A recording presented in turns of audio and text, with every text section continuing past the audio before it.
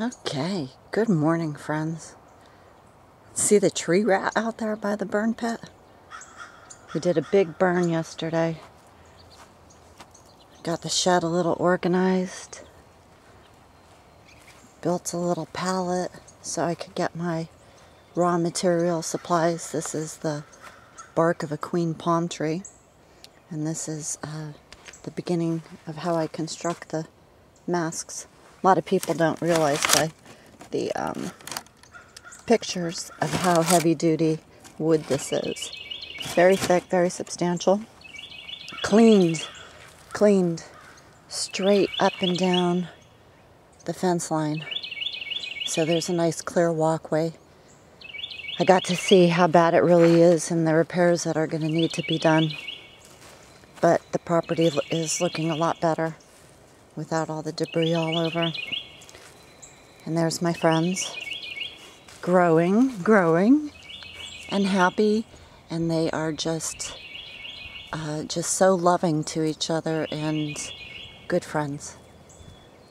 So I'm gonna find a clinic, get them spay and neutered.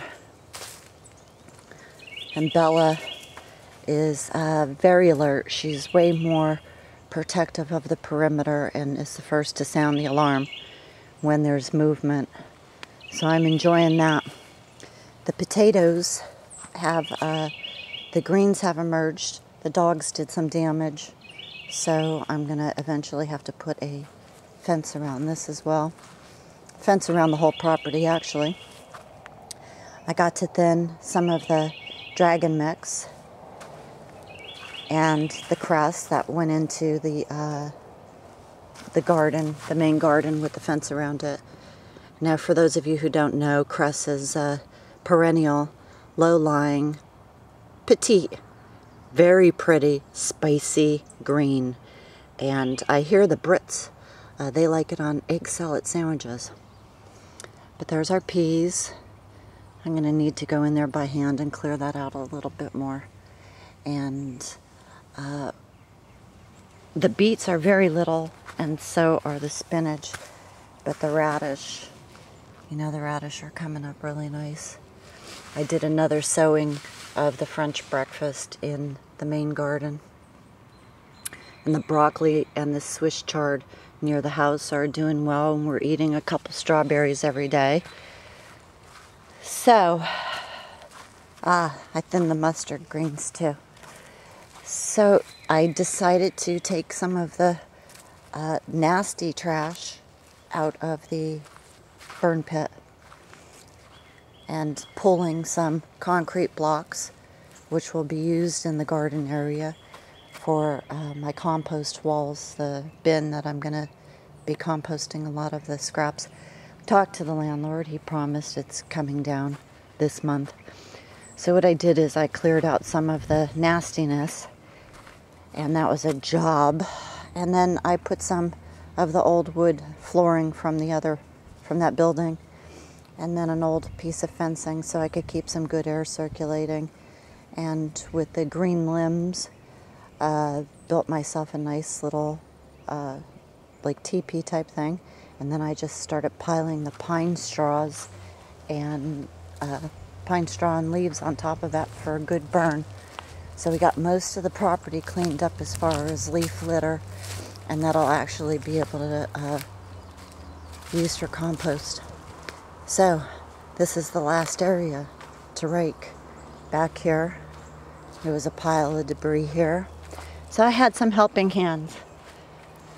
And my mother-in-law helped me stretch the fence. So that got up. And then, like I said, a little makeshift bed that'll be backfilled with some good soil. And I put some mustard greens down here. With the all of the experience I've had, I've never had anything bother mustard greens once they get large. And that will be the site for the compost bin, one of them anyway. And the early Russian cucumbers went in. And the best of the best Swiss chard right here, red rib Swiss chard, looking good. That was my basil transplant pot. This ended up becoming the sweet potato bed. And I have some more to plug in there, but right here in this area are the sweet potatoes, so I have all this area to work with still. And this is the first year asparagus. You can't even expect much from an asparagus bed the second year, but once you have it going, it does really well and just, you know, keeps producing more and more. I don't know if you could see it, but I plugged in some little basil sprouts here and on the opposite side of the fence. Achoo! Ooh! Gesundheit. Hi, Sam. Hi, baby. Good boy. It's my good boy. He is the sweetest thing. Sweetest thing. So, not all the eggs in one basket. Some of it won't be caged. Some of the plants will be test sites. That way, if I lose some in a certain area, chances are I'll have it in another. So a little Italian parsley went in here. These are the early Russian cucumbers. And like I said, it's just a habit of mine. I put the nicest one in the center, and then the smaller plants going towards the outside. And I'm going to do a test. I had this mint, just a peppermint from '05. And the seeds had not been stored properly. They ended up in long-term storage, and so I'm going to see if any of them germinate. And all along here are little baby cress, and I also put in some of the Texas hummingbird sage and catnip there. And this is all this row in the center. There's 3 rows here, and then in the center this is a Siamese dragon mix. This is a cookable green. I've mentioned it before. We plugged in some bachelor buttons there. And another row of Texas hummingbird sage with sporadic dragon mix all along this line, curving around. Up against the fence, I decided to do Thai edible gourd. And this, it produced a lot. And it was laying all over the place, and I was so busy I never got a chance to figure out how to really cook it. So it's a high water content, not much of a flavor, but the vines are unbelievably quick growing and gorgeous. So that's the plan. The fence line up into the trees, Thai edible gourd. It has a gorgeous night blooming white flower, and then right along in front of that I plugged in some giant sunflowers. And these are my little rows for Asian winged beans. I'm low on seed, so hopefully I'll get a nice, at least 5 really nice plants that I could collect seed from. I did the trash collection on the front of the property, and yesterday I did the trash collection on the back of the fence line. And so that has to be bagged. I have beds that are ready to go and beds that have already been planted. This is some of the walking onion endive that is growing very well. And this is crazy. That's crazy. It's all little green. I just put these seeds in 2 days ago, and the whole thing's just covered. Wow, I'm going to really have to do a thin job there. So this is an onion called Flat of Italy, and this is a yellow onion. And we have white kohlrabi, early Vienna, and a purple. This is a Hopi squash. This is just a nursery bed. Shamrock squash. Not even going to try to pronounce that. Hot. And Cheerman. Now these are from the 4 families. Peppo, Moscata, I don't know if I'm saying that right, and Mixta and Maxima. So they can all grow in pretty close proximity. Well, they're huge, so you got to spread them out, give them lots of room, and they won't cross. So my seeds will be sound. So here's the tub experiment, the wash basin, sink. I jammed a screen and burlap rock on the bottom, and then I covered it with a rag so it's got a filtration. It's angled towards the drainage hole and filled with just nothing but the top grade A topsoil, mushroom compost, and the amendments. And while we were scooping out some of the dirt in the bins, the topsoil I brought from the other property, we found a pecan that was sprouting. So he got stuck in that corner back there to see what that does. Same thing back here, Thai edible gourd and sunflowers. When this squash comes out, this is going to be a major herb bed because it's shaded in the morning, and I didn't really amend the soil, and most of my herbs will do well in spite of that. And then it gets shade in the early evening. And no label, forgot that. This is part of the French breakfast radish. So the first sowing was in that side garden over there by the shed. This is the second sowing. And where this line is, that's where I stopped. And then in about a week, I'll come in here and sow this front part of it and have the successive plantings so they're always fresh. Very small bed of New Zealand spinach. A bigger bed is going to be put in. Here, I love salads, but the weather's so hot here that the lettuce can't take it. So you don't really have greens for your salad. Spinach doesn't do good here in the heat. The endive holds its own. So the New Zealand spinach is what I use if I want some green leaves in the salads. And this is a nice basil bed.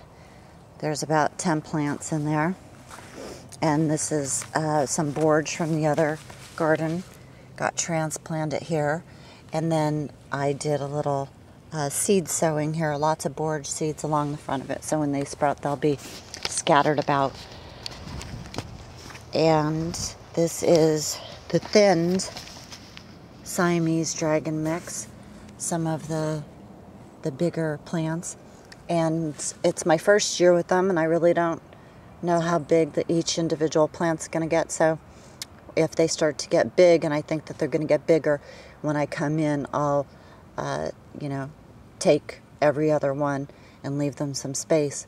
But what I tried to do, since it was a mix, I looked at the emerging leaves and the difference of them and cluster them. So when I see which plants are looking really good, I'll leave the little clusters to go to seed. And this is going to be a staggered tomato.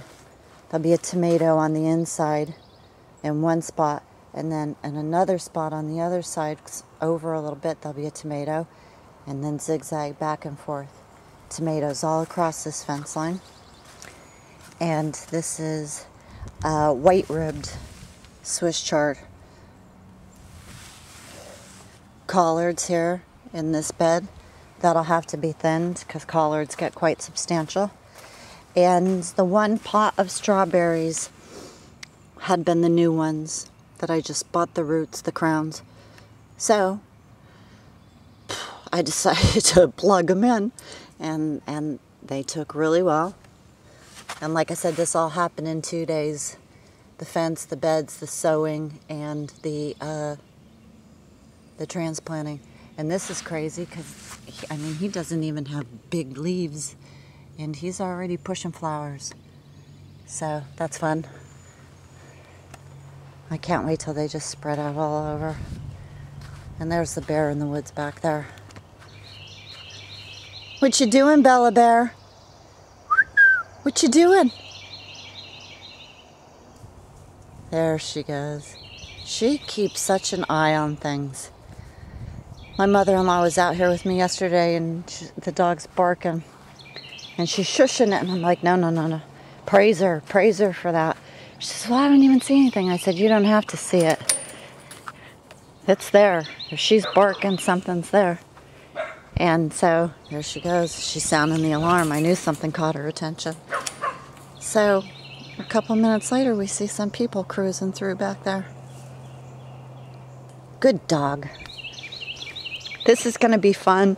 I'm going to like redneck the place up. The truck's supposed to be out of here this week. And this is my landlord's old wheelbarrow, and it's got holes in it. And I put it at a slight angle, so I think I'm going to do a little redneck planter there and come along here and do a clear defining line along this bed after I do some pruning and have some flowers and herbs along that bed. And just really, you know, after I get enough vegetables and fruits going, you know, just really start to deck it out and make it pretty. I have these posts that are pretty solid and sound to work with. Gonna let that incubate, see what comes up for the application there.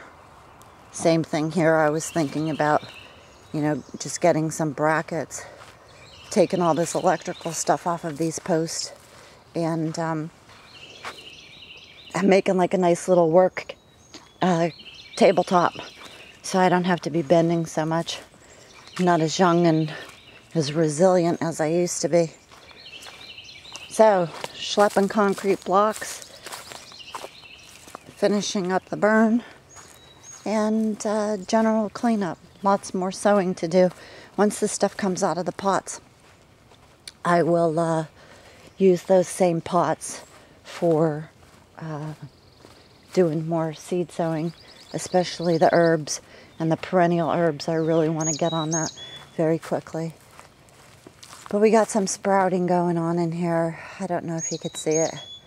And I'm not going to bend. I'm fried.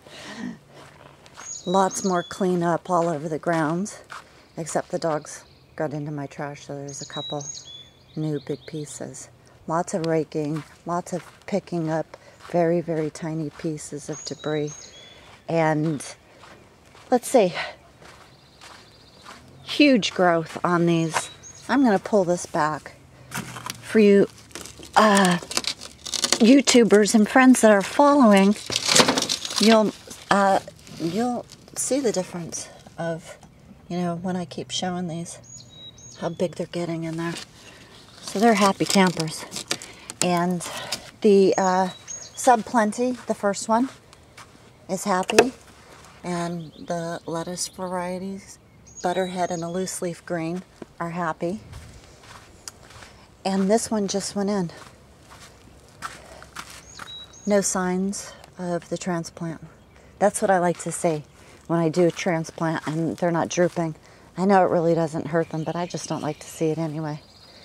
And we got fish at the top because, of course, it's cool, and that's when fish come to the top.